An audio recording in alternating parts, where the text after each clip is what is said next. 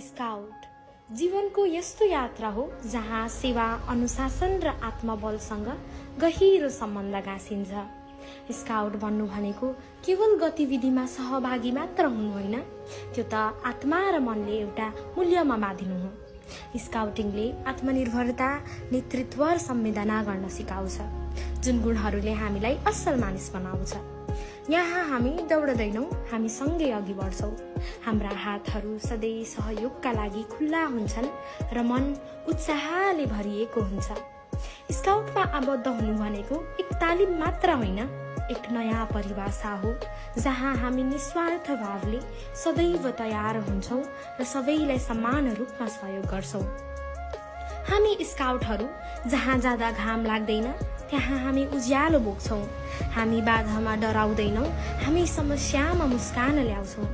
हामी हाम्रो 10 नियम र 3 प्रतिज्ञालाई मन, विचार र आत्मसातका साथ पालन गर्छौं। तसर्थ स्काउट बन्नु भनेको हरेक चुनौतीलाई मुस्कानले जित्न सक्नु पनि हो। यो सेवा र साहसको साँचो मेल हो जहाँ नेतृत्व दृष्टि हुन्छ र सहयोग धर्म।